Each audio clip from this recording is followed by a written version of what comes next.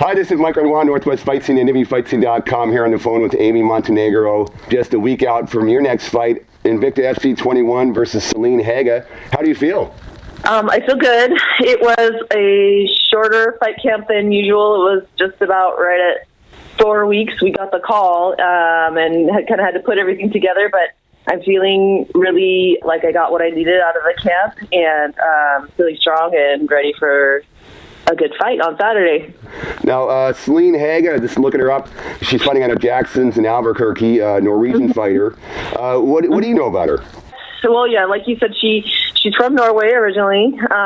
She has been training at Jackson's, I think, for the past 2 or 3 years. I'm not sure. So she's definitely got some good training partners out there. And she turned pro a long time ago. I think she had like a bad spell of losing streaks, probably took fights that she wasn't really ready for. But now she's kind of turned it around and she's strung together a good win streak. I think they've said that she's won 9 of her last 11 fights, and she's going to be scrappy. She's good on the ground, and that's where she likes to take the fight. For most of the footage that I've seen, she's, right away tries to get the takedown. And yeah, I mean, she's a very experienced veteran. I mean, she's got 23 pro fights and she's got a lot of skill. So she's going to be a good test for me on Saturday.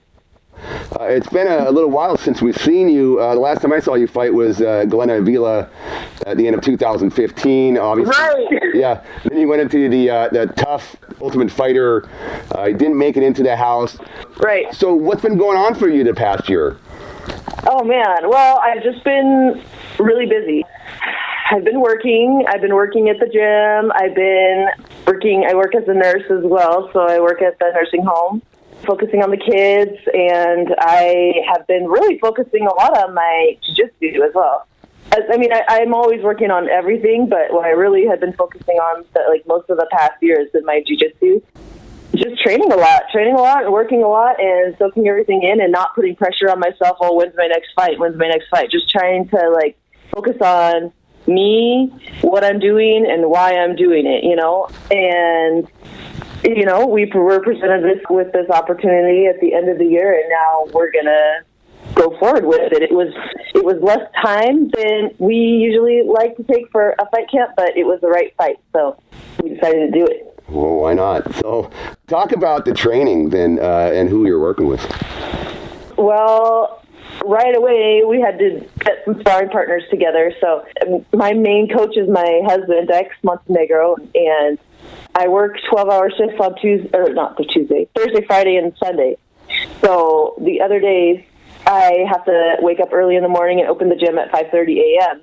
So after that 5:30 a.m. class, then my husband and I, we've been staying at the gym pretty much all day. Well, so what gym, just to let people know? Oh, I'm sorry. I work Gracie Baja in Bellevue. So I opened up the gym at 5:30 for a strength and conditioning class. Then after that's over, then he kind of puts me through the ringer.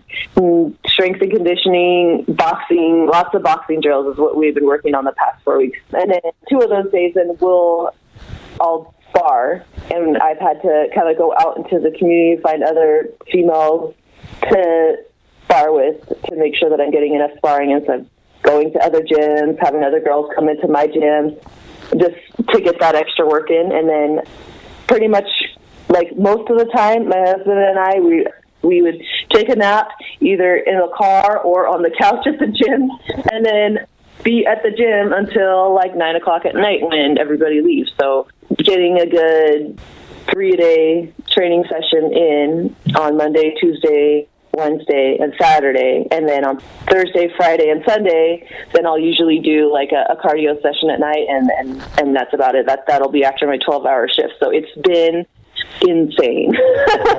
So I should say who I'm working with. So Dex is my main head coach, and then Professor Carlos Sievert. He's been coming in and working with me on my ground techniques a lot, and as well as Professor Rodrigo Lopes and Cindy Hill. They've all kind of been coming in to do a lot of no-gi jiu-jitsu and get me ready for what I might be facing on Saturday. Now, this is your third time fighting for Invicta FC. How were your first 2 experiences? They were great. I really enjoyed fighting for Invicta.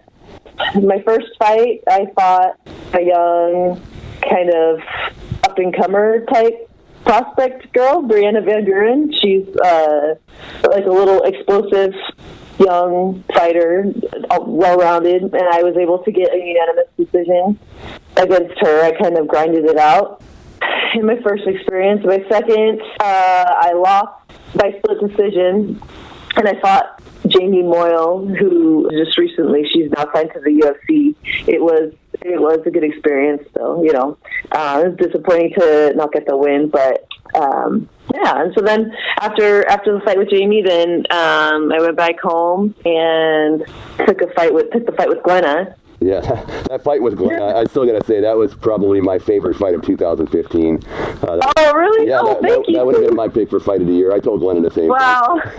Thank you. Yeah, that was a crazy fight. That was a really good one. Yeah, that was fun. Cool. So, hey, now, I know you're a big Seahawks fan. Absolutely, yes. Yeah, so they're playing on Saturday. Are you going to have a chance to watch? I was like, oh my gosh. I think they're playing probably the same time that I'm fighting, too. So Dex and I were just talking about that. We were like, okay, the Seahawks are going to be playing on Saturday. It's probably going to be during your fight. So we were like, well, better bring the jerseys then. Right, that's right. So anyone to thank for the fight coming up, and any sponsors that you want to give a shout out to?